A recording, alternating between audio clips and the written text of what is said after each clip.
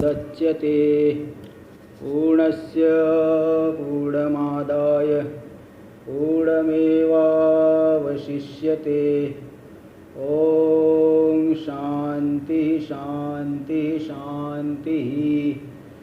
शंकरं शंकराचार्यं केशवं बादरायणं सूत्रभाष्य कृतौ वन्दे भगवन्तौ पुनः पुनः। ईश्वरो गुरुरात्मेति मूर्तिभेदविभागिने व्योमवद्व्याप्तदेहाय दक्षिणामूर्तये नमः। ओम शांति शांति शांति। चलिए यहाँ पे वेदांत के प्रकरण ग्रंथ विवेक चूड़ामणि पर विचार किया जा रहा है। यहाँ पे कल आ गया तो पहले तो शिष्य की प्रशंसा किए गुरुदेव। पूरे संसार सागर से मुक्त होना चाहता है, बहुत प्रशंसनीय व्यक्ति है ना, कोई संसार में नहीं फंसना चाहता। और इसमें बताए और एक चीज़ और स्पष्ट किए कि वहाँ जो है वो जो विमुक्ति है स्वस्व मात्र लभ्यत्वम, स्वस्व प्रयत्न करने से ही मिलेगा। दूसरा कोई जो है प्रयत्न करे हमारे बदले में, दूसरा कोई कर ले, यहाँ कोई बदले उदले में काम नहीं चलने वाला है, ये खुद ही करना पड़ेगा। इस बात को श्लोक नंबर 53 में दिखा दिए। ऋण मोचन करता रह पितु संति सुतादयः, बंध मोचन करता तू स्वस्माद अन्यो न कश्चन।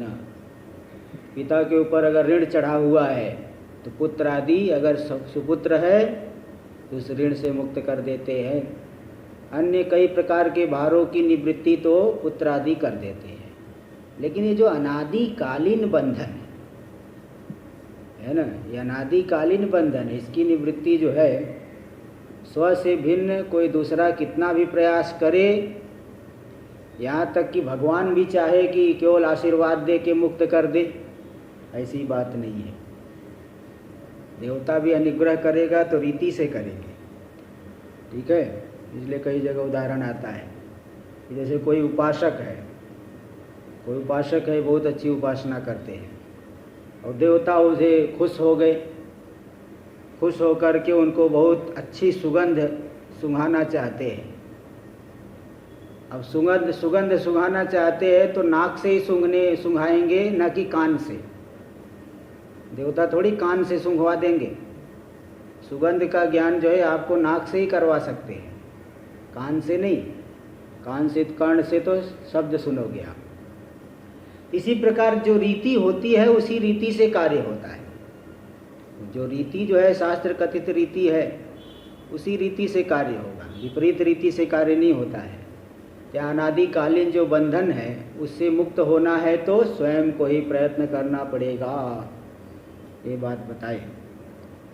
आगे देखिए, पहले टीका में अवतरण दे रहे हैं, आरंभ भूमिका, थोड़ी भूमिका बता रहे हैं। भूमिका के बाद फिर श्लोक आएगा, श्लोक नंबर 54 आएगा। तो देखिए भूमिका, स्वीय तद विषयक प्रत्यक्ष प्रमाया एव स्वीय तद विषयक प्रत्यक्ष भ्रम निवर्तकत्वात्। ये तो बहुत सीधी सी बात है।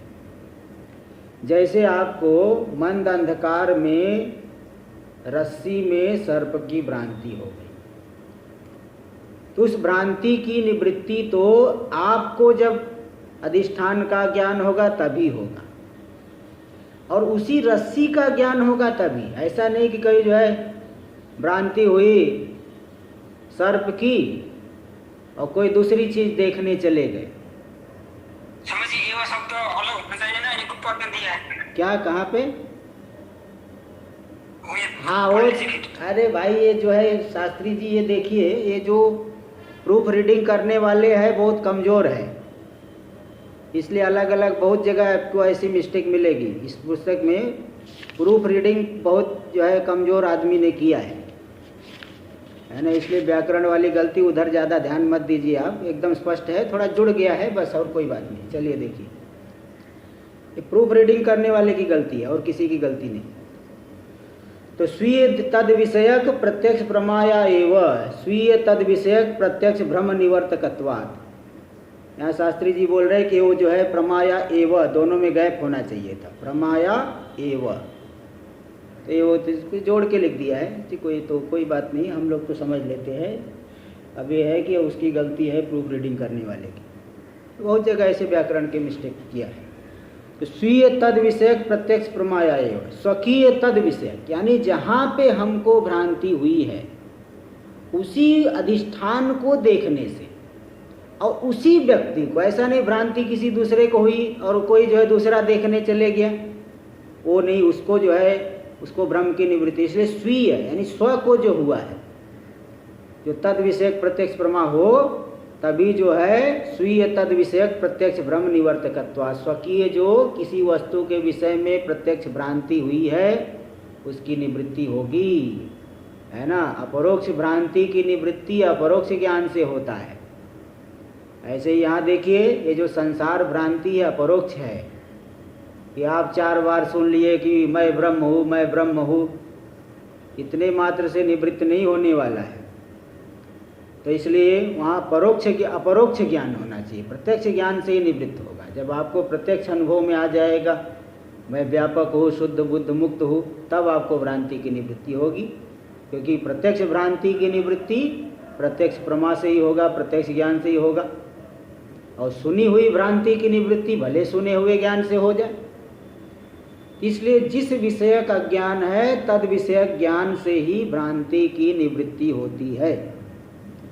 यदि पिता मंदांधकारे पतिताम रज्जुम सर्पम मत्वा विभेति, जैसे पिता है अंधकार में, मंद अंधकार में रस्सी गिरी हुई, पतित मतलब गिरी हुई रस्सी, वहाँ पे उस रस्सी को सर्प मान करके पिताजी बहुत कांप रहे हैं, और पुत्र जा करके देख लिया, लड़के जो है खेलते रहते उधर जाके देख लिए, एकदम छोटा बच्चा वो ज़्यादा नहीं डरता है ना, उसके अंदर अभी डर, तो बच्चा जाके देख लिया, ताम रज्जुम साक्षात कुर्वन्, रज्जू को देख लिया। और लड़के ने देख लिया तो क्या पिता का भय कंपन दूर हो जाएगा? पिताजी तो एकदम डर रहे, वो उल्टा बोलेगा अरे तू उधर मत जा, उधर सांप है। इस तरह से वो उल्टा बच्चे को शिक्षा देंगे। तत्पुत्र ताम रज्जुम साक्षात कुर्वन्नपि, तो पुत्र ने रस्सी को देख लिया तो भी पितु साक्षात्कारम अंतरा, पिता जब तक साक्षात्कार नहीं करेंगे, उस रस्सी को जा कर के नहीं देखेंगे, उसके बिना अंतरा ने उसके बिना न तद भयम निवर्तयितुम इष्टे, पिताजी का भय निवृत्त नहीं होगा। पुत्र के ज्ञान से पिताजी का भय दूर होने वाला नहीं है। तद्वत इसी प्रकार यहाँ ले लो, वो तो व्यावहारिक दृष्टांत दिए, पारमार्थिक सत्ता की बात की जाए। स्वानुभव सिद्धो बंधन, ये जो बंधन है स्वयं अनुभव में आ रहा है। मैं सुखी हूँ, मैं दुखी हूँ, अभावग्रस्त हूँ, कर्ता भोक्ता, नाना प्रकार के जो है अनिष्ट का अनुभव कर रहा है। आध्यात्मिक आदि दैविक आदि भौतिक 3 प्रकार के तापों का अनुभव कर रहा है। तो स्व जो अनुभव से सिद्ध बंधन, यह जो है स्वेनैव निवर्तनीय, स्व के द्वारा ही निवृत्त किया जा सकता है। पिता का बंधन पुत्र नहीं हटा पाएगा, पुत्र का बंधन पिता नहीं। लौकिक बंधन दूर कर सकते हो, ये जो स्वरूप विषयक जो बंधन अज्ञान का अनुभव स्व के द्वारा ही निवृत्त किया जा सकता है। इति अमुम अर्थम बहुभिर्दृष्टान्तर दृढ़यन्ति आचार्याः, इसी बात को बहुत से दृष्टांत दे करके, देखो एक दृष्टांत तो अभी पूर्व श्लोक में दिखा दिए 53 श्लोक में, और भी देखो दृष्टांत दे रहे 2 श्लोकों में और 3 श्लोकों में और 3 दृष्टांत देंगे। ठीक है, तो इसलिए बहुत से दृष्टांतों के द्वारा बताने से एकदम समझ जाता है। बहुत से दृष्टांतों के द्वारा, दुष्टांत ने दृष्टांत कर लेना, यहाँ भी दुष्टांत है। ये प्रूफ रीडिंग थोड़ा बराबर नहीं हुई है, इसलिए कोई बात नहीं, हम लोग तो समझने वाले हैं। तो दृष्टांत है, बहुत से दृष्टांतों के द्वारा इसको दृढ़ करते हैं आचार्या। भगवान भाष्यकार देखो बहुवचन प्रयोग कर दिया आदर अर्थ में, आदर है ना बहुत, इसलिए आचार्या बहुवचन प्रयोग कर दिया। आचार्य बहुत से दृष्टांतों के द्वारा इसी बात को स्पष्ट कर रहे हैं कि स्व के अनुभव से सिद्ध बंधन उसकी निवृत्ति स्व के द्वारा ही होगी, दूसरा कोई ज़्यादा इसमें हेल्प नहीं कर पाएगा, स्वयं प्रयत्न करना पड़ेगा। गुरु उपदेश करेंगे, उसको आपको प्रयत्न करके जीवन में धारण करना पड़ेगा।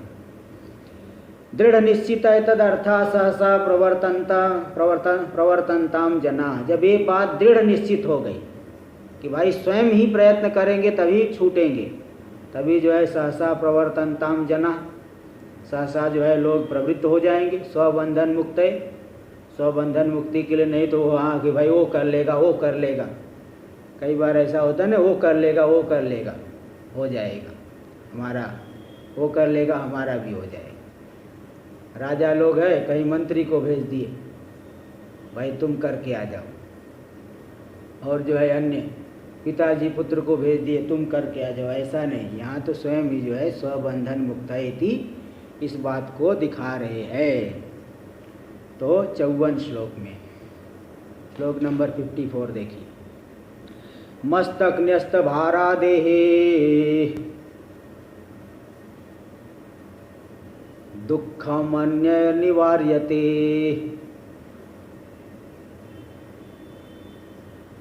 क्षुधादिकृत दुःखं तु विना स्वेन न केनचित्। मस्तक न्यस्त भारा देहे, सिर के ऊपर भार रख करके जा रहे हैं।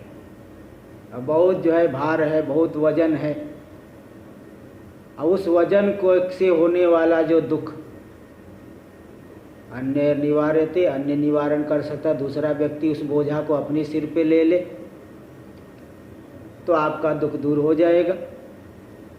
दूसरा व्यक्ति भार आपका ले ले, इसी प्रकार कोई जिम्मेदारी है, पारिवारिक जिम्मेदारी, पुत्र को संभलवा सकते हो।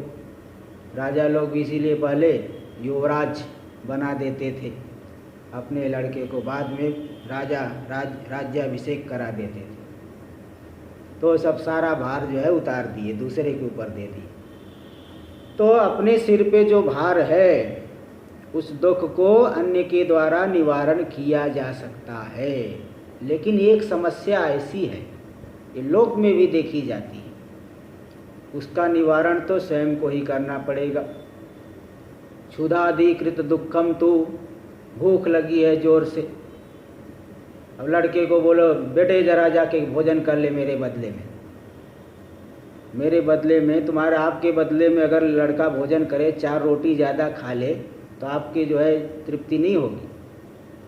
आदि से और भी ऐसे ले लीजिए, पानी पी ले, ऐसे ही जो है जोर से आपको लघु शंका लगी, अब अपने नौकर को बोल दो अरे जा रे जरा मेरे बदले में लघु शंका करके आ जा, तो आपके बदले में कितनी भी देर तक लघु शंका करे, आपको जब तक नहीं जाओगे तब तक शांति मिलेगी नहीं, आपको स्वयं ही जा करके करना पड़ेगा। ऐसे ही अन्य चीज़ें, तो क्षुधादिकृत दुःखम तु बिना स्वेन न केनचित्, बिना जो है भूख प्यास आदि वाली जो होने वाला दुख स्वयं को ही जो है उसको मिटाना पड़ेगा, खाना पड़ेगा, इसके सिवा दूसरा कोई नहीं। तो ऐसे बहुत सी चीज़ें हैं, दूसरा कोई सहायता कर सकता है, लेकिन कई ऐसी बातें हैं जहाँ दूसरा कोई सहायता नहीं कर सकता। जैसे याग करते हैं, यज्ञ में पंडित जी को दक्षिणा दे दिए, दक्षिणा से पंडित जी काम चलाए और याग का फल आपको मिलेगा, स्वर्ग आप जाओगे। बीमार है कोई व्यक्ति तो मृत्युंजय जाप करा दिया, महामृत्युंजय का जाप कराया किसी ब्राह्मण से, तो ब्राह्मण को दक्षिणा दे दिया और मृत्युंजय जाप से बीमारी की निवृत्ति हो गई, रोग की निवृत्ति हो गई। तो इन सब जगह पे तो सहायता दूसरा व्यक्ति कुछ दक्षिणा आदि ले करके कर सकता है अथवा अन्य प्रकार से कर सकता है, लेकिन भूख प्यास वाली समस्या को स्वयं ही समाधान करना पड़ेगा, स्वयं ही खाना पड़ेगा। तो बिना स्वेन न केनचित्, स्वयं को छोड़ करके दूसरे के द्वारा भूख प्यास वाली समस्या को खाने से दूसरा कोई खाने से आपका नहीं मिटेगा।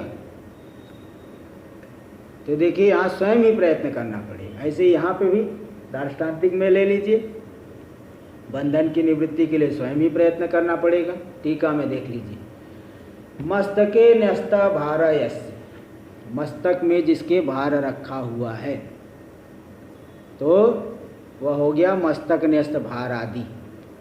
आदि पदे ने श्रृंखलादि निगटित कर चरण आदि, श्रृंखला से, रस्सी से अथवा हथकड़ी से जिसके हाथ पैर बांधे हुए है, इन दोनों को ही तस्य दुखम अन्य निवार्यते, दूसरा कोई व्यक्ति अपने सिर पे ले ले। जैसे उदाहरण आया था वो छोटे बच्चों के लिए वो सिखाने के लिए सपूत पुत्र कपूत पुत्र, ये उदाहरण आता है कि जो है जैसे किसी कोई किसान है, किसान एक है व्यक्ति और एक व्यक्ति दूसरा जो है कहीं साहब है, तो दोनों की माताएं जो है आपस में मेरा पुत्र बड़ा है, मेरा पुत्र बड़ा है,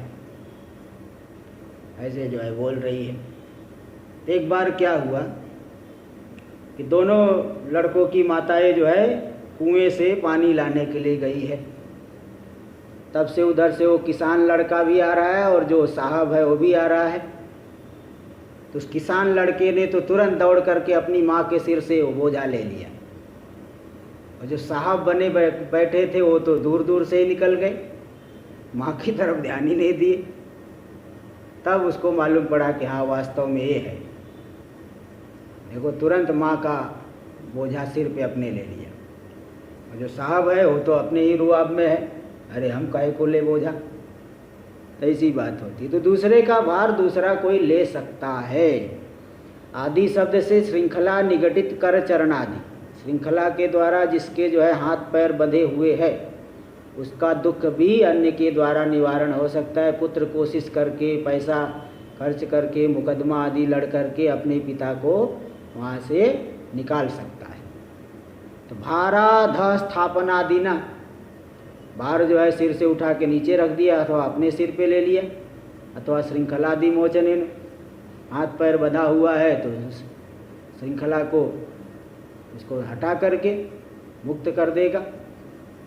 लेकिन वहाँ तो उस समस्या में सहायता तो कर सकते हैं, लेकिन कुछ समस्याएं ऐसी है कि दूसरा व्यक्ति सहायता नहीं कर सकता, स्वयं ही खाना पीना पड़ेगा।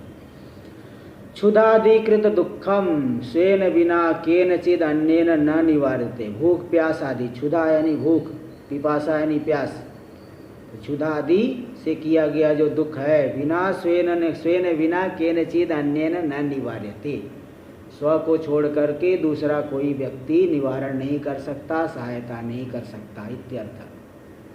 बोले क्यों नहीं कर सकता? क्योंकि देखिए उदाहरण दे रहे, नहीं अन्यस्मिन पुत्रादौ भुंजाने, पुत्र आदि ने भोजन कर लिया अथवा वारी पिबती जल पी लिया, तो उसने मात्र से पितुः वा पिबती वा पितुः क्षुत पिपासा निवृत्तिर नहीं दृष्टा, नहीं को यहाँ से जोड़ करके अर्थ करें।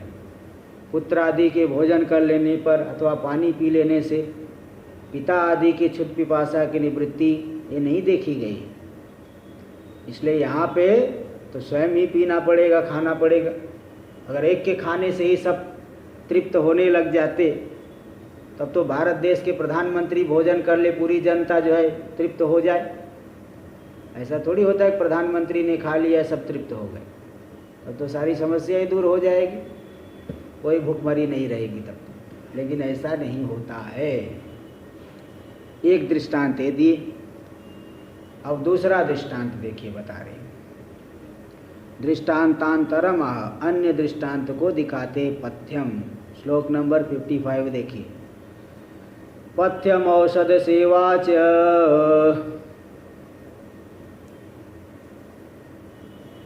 क्रियते येन रोगिणा आरोग्य सिद्धिर्दृष्टास्य नान्यानुष्ठित कर्मणा। देखिए बता दिए ये दूसरे दृष्टांत। येन रोगिणा पथ्यम औषध सेवा च क्रियते, कोई व्यक्ति जो है किसी को रोग हो गया, वात पित्त कफ 3 धातुओं की विषमता होने से शरीर में कोई व्याधि हो गई, रोग हो गया। तो रोग हो गया तो उस रोग को दूर करने के लिए वो वैद्य के पास जाएगा। वो वैद्य के पास गया, वैद्य ने बता दिया, औषध दे दिया, बोला पथ्य, पथ्य यानी परहेज, आपको स्वल्प भोजन करना है, हितकर भोजन करना है और पवित्र, हित मित मेध्य, हितकर भोजन, मित यानी स्वल्प परिमाण में, मेध्य यानी पवित्र भोजन करना है ना। ये पथ्य बता दिया, परहेज। और इसके बाद अनुपान, कुछ देगा दवाई, शहद के साथ खाना अथवा दूध के साथ में खाना, उसको अनुपान बोलते हैं। और खटाई, तेल, मूली अथवा अन्य चीज़ें जो नुकसान करने वाली, उसको नहीं खाना। इस तरह से जो रोगी परहेज का सेवन किया, औषध और ठीक समय से खाया, तो आरोग्य सिद्धिर दृष्टास्य, उसकी आरोग्य की सिद्धि, उसका स्वास्थ्य जो है ठीक हो जाएगा। स्वास्थ्य मतलब क्या? बीमारी तो आगंतुक है ना।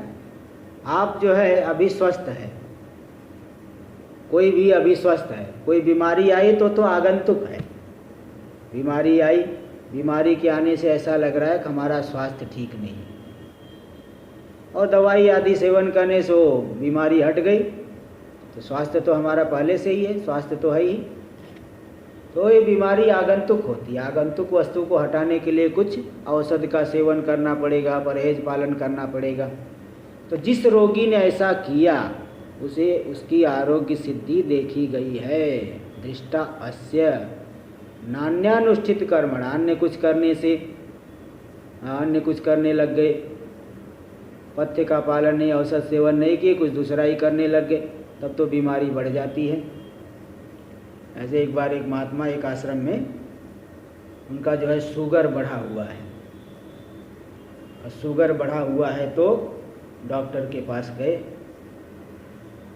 तो उस डॉक्टर ने अच्छे से चेक किया, चेक करके बोला, महाराज आपका शुगर बढ़ा हुआ है, ये दवाई ले जाइए, और जो है बिल्कुल जो है चाय कॉफ़ी कुछ भी पीना, शक्कर बिल्कुल ना हो, बिल्कुल नहीं खाना। और वो महात्मा जी जो है चाय के बहुत प्रेमी थे। अब आए जो है दवाई ले करके, दवाई खाए, बाद में जो है शिष्य से बोले, जरा जा चाय लेके आ। चाय लेके आया, और उसमें शक्कर नहीं लाया था उसने। अरे बोले शक्कर क्यों नहीं डाला? बोले वो डॉक्टर ने मना किया है ना। बोले डॉक्टर यहाँ कहाँ देख रहा है, डॉक्टर इधर थोड़ी देख रहा है, तू ला, उसको बोलने दे। ऐसे ऐसे बोलते रहते बहुत। बोले यहाँ डॉक्टर नहीं देख रहा है, डॉक्टर इधर कहाँ देख रहा है। तो जो है वहाँ पे खूब दबा करके वो खाए पिए। 15 दिन बाद और बढ़ गई वो समस्या, दोबारा डॉक्टर के पास गए। अब उसने जो है चेक किया, देखा अरे ये तो बढ़ गई है, आपने जो है शक्कर तो नहीं खाया था? बोले नहीं नहीं बिल्कुल नहीं खाया। बोले महाराज आप झूठ बोल सकते, हमारी ये मशीन झूठ नहीं बोलती है, आप झूठ बोल सकते हो, ये मशीन थोड़ी झूठ बोलती है। अगर आपको परहेज का पालन नहीं करना है तो मेरे पास नहीं आना, सीधे उसने कह दिया। तो ऐसे ही जो व्यक्ति अगर पथ्य का पालन नहीं करेगा, औषध सेवन ही नहीं, दवाई ला के रख दिया, वो खाएगा ही नहीं, तो ऐसे व्यक्ति को आरोग्य सिद्धि नहीं देखी गई है। इसी प्रकार यहाँ पे औषध सेवन क्या है? श्रवण आदि साधनों का अनुष्ठान करना। और पथ्य क्या है? पथ्य है कि विषयों से थोड़ा बहिर्मुखता आती है, इसलिए विषयों से दूर रहिए, अंतर्मुखता लाइए, बाह्य विषयों में जो है मन को मत लगाइए और श्रवण आदि करिए। तो पथ्य और औषध सेवन जब दोनों करेंगे तब ब्रह्म बोध हो जाएगा। ब्रह्मात्मता, ब्रह्म रूपता, तो जीव की अनादि अज्ञान से ढकी हुई है वह अभिव्यक्त हो जाएगी। अब इसी बात को टीका में संक्षेप में दे रहे हैं। येन रोगिणा पथ्यम सेव्यते, जो रोगी पथ्य यानी परहेज का सेवन कर रहा है। औषध सेवा च क्रियते, औषध का भी सेवन कर रहा है, दवाई जो है ठीक समय पे खा लेता है। तस्यैव आरोग्य सिद्धि दृष्टा, आरोग्य की सिद्धि यानी स्वास्थ्य जो है उसी का ठीक होता है, वही बीमारी से दूर बच पाता है। अनेन पथ्यम औषध सेवा च क्रियते, अगर इसने पथ्य और औषध का सेवन किए चेत अन्यदि रोग निवृत्ति न दृष्टा, ये नहीं कि दूसरे का रोग हट जाएगा, कोई दूसरे ने खाया और दूसरे का रोग हट जाए, अन्य पुरुष ने खाया और रोग दूसरे की निवृत्त हो, बोले ऐसा तो नहीं देखा गया। न दृष्टा इत्यर्थ। पथ्यम औषध सेवा च इति द्वय कथनेन, इसी प्रकार यहाँ भी ले लीजिए। पथ्य क्या है? दृढ़तर साधन चतुष्टय संपत्ति ही, चारों साधन विवेक वैराग्य समाधि षट संपत्ति और मुमुक्षा, ये हो गया पथ्य। और वेदांत श्रवण हो गया औषध का सेवन। ये देखो दार्ष्टान्तिक में स्वयं टीकाकार ने घटा दिया। तो चार साधन हो गए, साधन चतुष्टय हो गया पथ्य, और औषध कौन सा हो गया? वेदांत का श्रवण, इसी का प्रतिदिन सेवन करिए, ये जो है ज्ञान हेतु, यही ज्ञान का हेतु है। ऐसा करोगे तो हमारी ब्रह्म रूपता अभिव्यक्त हो जाएगी, जो अज्ञान से दबी हुई मालूम पड़ रही है वह जो है अभिव्यक्त हो जाएगी। इस तरह से हो गया दूसरा दृष्टांत। अब एक और दृष्टांत देखें। एक दृष्टांत तो कल आ गया था, आज दो दृष्टांत और तीन, आज चौथा दृष्टांत। ये चंद्रमा वाला दृष्टांत दे रहे हैं। 56 श्लोक नंबर। वस्तु स्वरूपं स्फुटबोध चक्षुषा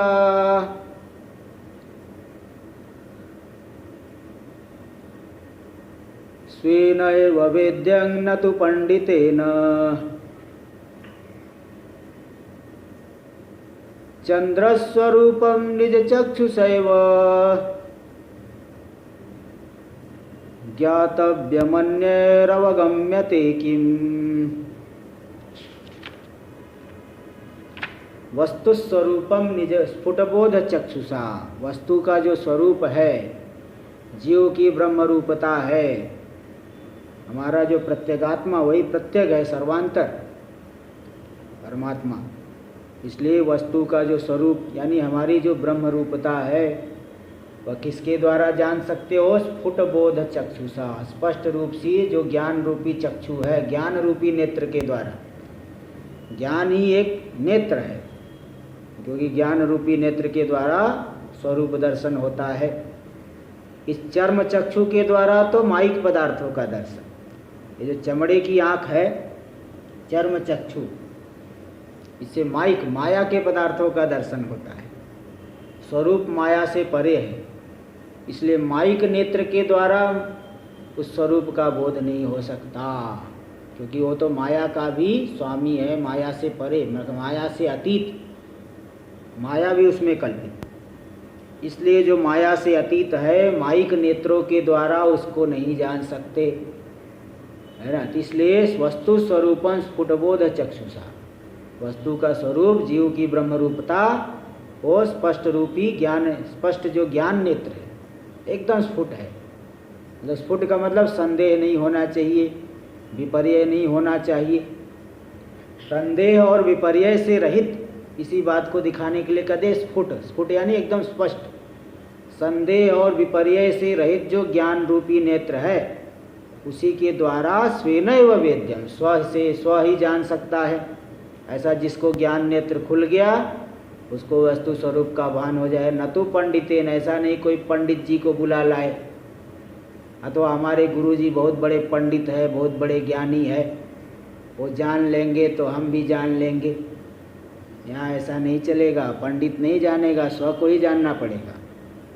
जैसे यहाँ देखिए ये दृष्टांत और दे रहे, चंद्र स्वरूपम निज चक्षुषैव, चंद्रमा का जो स्वरूप है, पूर्णिमा के दिन जो चंद्रमा होता है पूरा एकदम देख करके ही मन प्रसन्न हो जाता है, आह्लाद आ जाता है।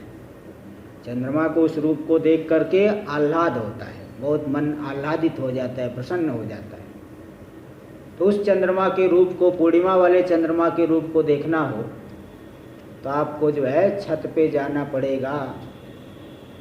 छत पे जा करके देखोगे तभी आह्लाद होगा।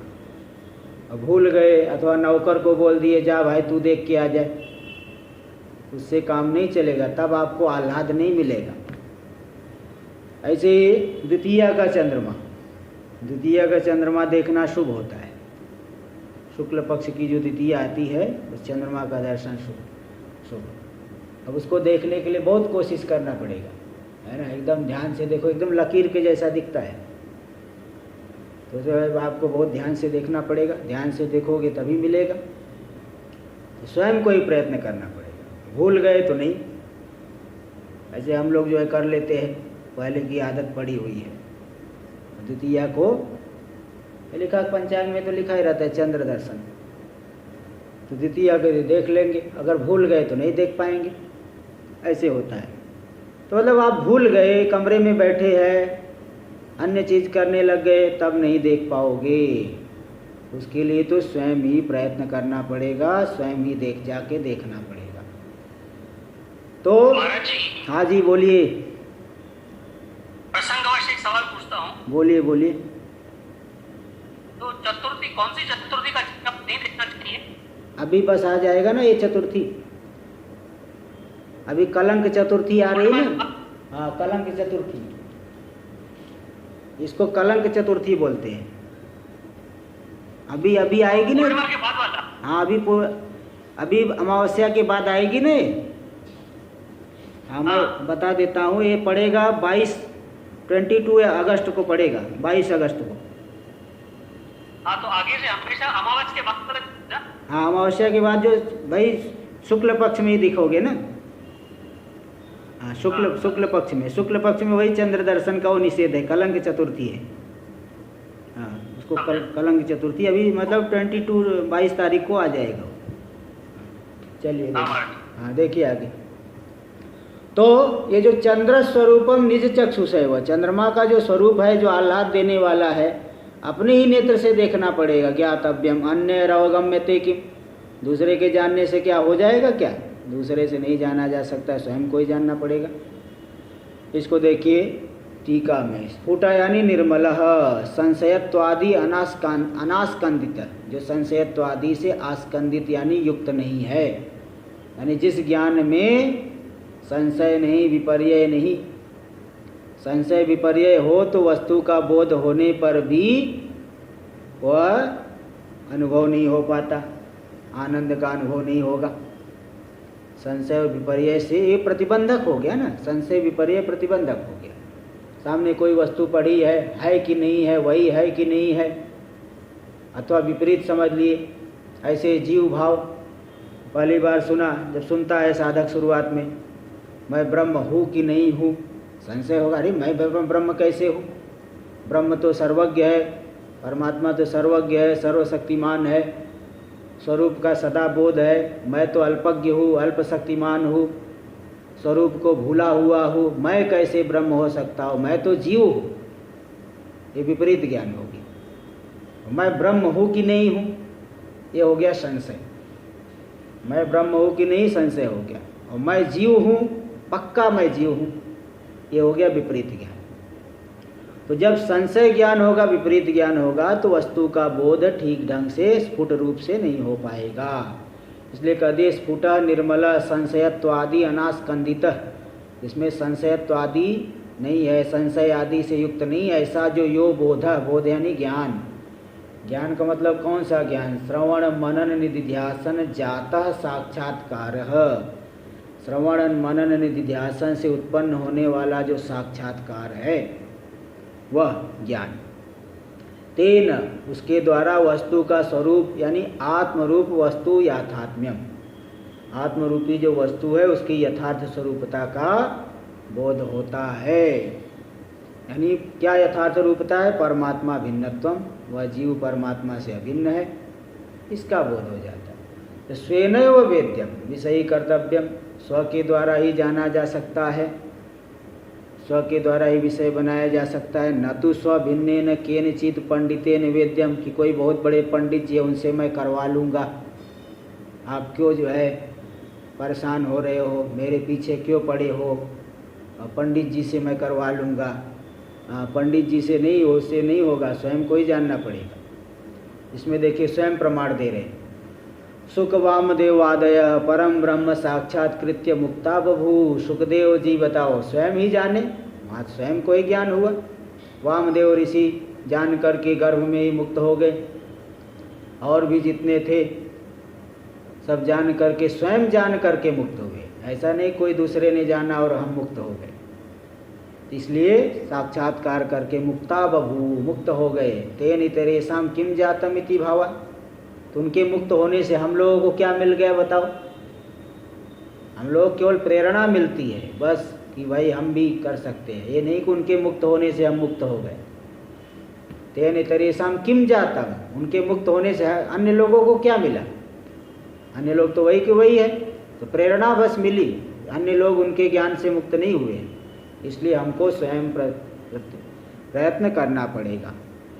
इसलिए तत्र अनुरूपम दृष्टांतम, इसी विषय में एक अनुरूप दृष्टांत दे रहे हैं कि चाताप वारक आह्लाद जनक चंद्र स्वरूपम। ताप को जो दूर करने वाला है, आह्लाद, देखने से एकदम आह्लाद होता है पूर्णिमा का चंद्रमा देखने से। ऐसा जो चंद्र स्वरूपम है, निज चक्षुषैव ज्ञातव्यम, स्व अपने ही चक्षु के द्वारा जानने योग्य। अन्य चक्षुरहीन अवगम्यते, कि जो चक्षु से रहित है अथवा चक्षु युक्त होने पर भी कमरे में बैठे हुए हैं, नहीं देख रहे, उनको थोड़ी जानने में आए। यथवा चक्षुष्मद भीरपि अन्य स्वभिन्न अवगम्यते चेत, चक्षु से, चक्षु वाले जो अन्य है, जो स्व से भिन्न, उनके द्वारा जान लिया गया। ते तदी तापम हरति वा एतम आह्लादयवती वा चंद्र स्वरूपम। दूसरे किसी ने जान लिया तो इस व्यक्ति को आह्लाद होगा क्या? दूसरे को आह्लाद होगा, इसको थोड़ी आह्लाद होगा। इसका ताप नहीं हरण होगा, दूसरे का ताप हरण होगा, जो देखने वाला है। तद्वद इसी प्रकार ज्ञान रूपी नेत्र के द्वारा जो जीव की परमात्मा भिन्नता है, परमात्मा रूपता है, वो स्वयं को ही जानना है। स्वयं के द्वारा ही जाना जाएगा, बोध के द्वारा, पंडित अथवा अन्य के द्वारा नहीं। अन्य के जानने से कोई विशेष लाभ नहीं होगा। तद्वद इत्यर्थ। तो लोक प्रसिद्ध, आगे देखिए 56 होगा, आगे अगले श्लोक की भूमिका दे रहे हैं।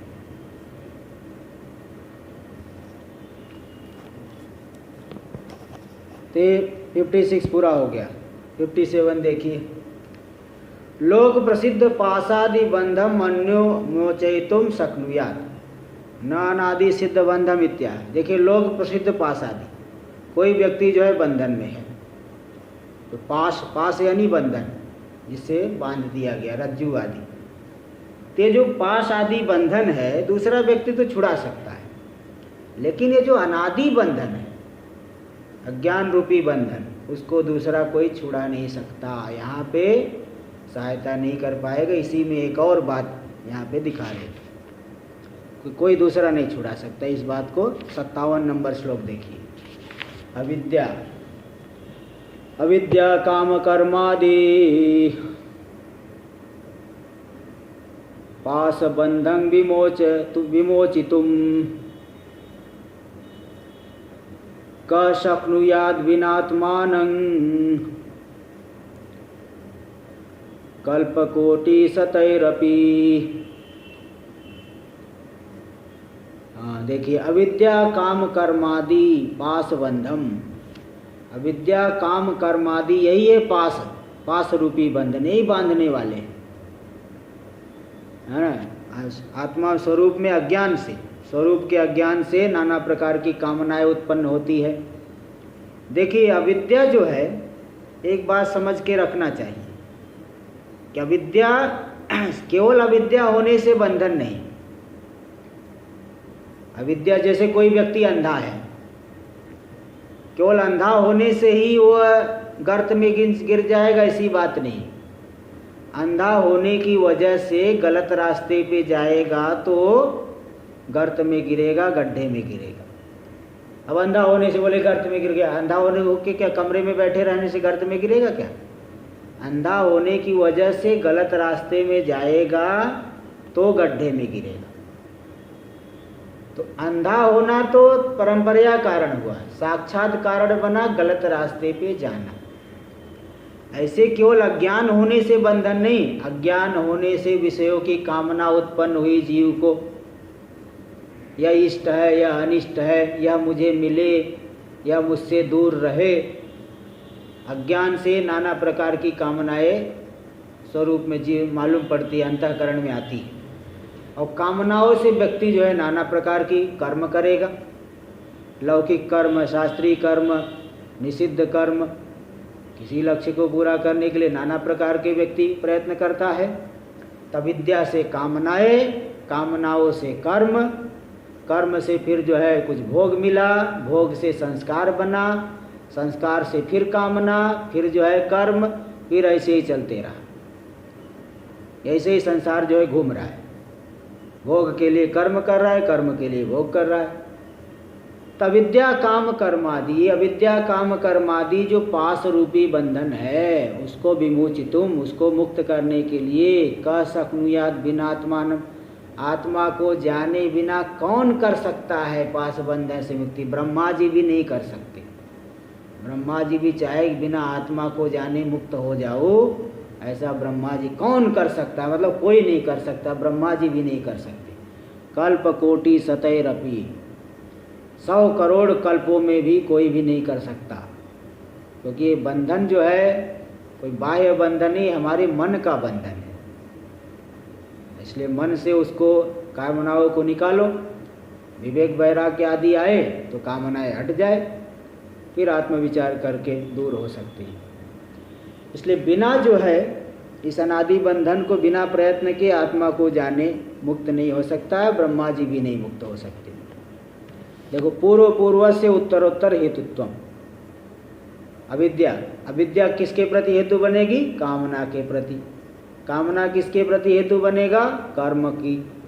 कर्म से फिर बंधन हो गया। देखिए, पूर्व से उत्तरोत्तर हेतुत्वम, स्वरूपा ज्ञानात् बाह्येषु कामः, स्वरूप को नहीं जानने से बाह्य पदार्थों में नाना प्रकार की कामनाएं उत्पन्न होती है। और कामनाएं उत्पन्न हो गई तो क्या करेगा फिर व्यक्ति? प्रवृत्ति करेगा, या बड़ा अच्छा है, या मुझे मिले, तो ऐसे बैठे बैठे थोड़ी मिल जाएगा। मनोराज्य का लड्डू थोड़ी है कि ऐसे मनोराज्य से कुछ नहीं मिलने वाला है। इसलिए कामना, उसको प्रवृत्ति करनी पड़ी। तथा कर्मणि प्रवृत्ति, उस अभिष्ट वस्तु की प्राप्ति के लिए कर्म में प्रवृत्ति करेगा, है ना। लेकिन जो नहीं लब्ध साक्षात्कारा किंचित कामयन्ते, किंतु जिनको साक्षात्कार हो गए, जिसने आत्मा को जान लिया, उसमें न तो अज्ञान रह गया, न कामना रह गई, न कर्म रह गया, इसलिए कोई बंधन नहीं।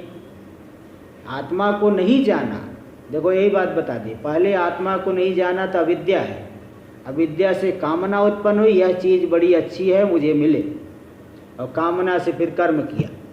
लेकिन जिसके अंदर अविद्या नहीं, यानी जिसने आत्मा को जान लिया, उसके अंदर कोई कामना होती है क्या? कोई कामना नहीं। इसलिए देखिए यहाँ दिखा रहे, नहीं लब्ध साक्षात्कारा, जिन्होंने साक्षात्कार कर लिया, आत्मा को जान लिया, वो किसी चीज़ की कामना नहीं करते। नहीं किंचित कामयन्ते, नहीं किंचित कामयन्ते, कुछ भी कामना नहीं करते। गीता में भी आ गया, कृतात्मनस्तु इहैव सर्वे प्रविलीयन्ति कामा, तो कृतात्मा हो गया जिसने आत्मा का साक्षात्कार कर लिया।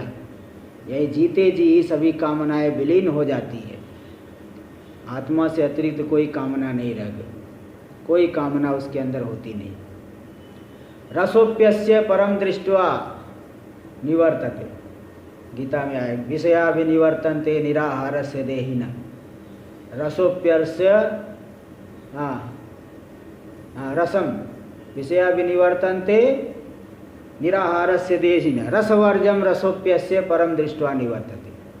बहुत महत्वपूर्ण श्लोक है कि जो व्यक्ति आप विषय का ग्रहण नहीं कर रहे हो, किसी विषय का आप ग्रहण नहीं कर रहे हो, तो विषय तो हट गए, लेकिन कामना आसक्ति बड़े सूक्ष्म रूप से बनी रहती है। इसलिए आप सुनते, अरे ये आदमी ऐसा कैसे गलत काम कर दिया, ये आदमी तो वहाँ ऐसा नहीं था, कैसे गलत काम कर दिया। बात ऐसी रहती भाई साहब, एक बात समझ के रखना कि जब तक आत्मा का साक्षात्कार नहीं होता, तब तक कामनाओं का समूल नाश नहीं हो सकता। चाहे कोई भी हो।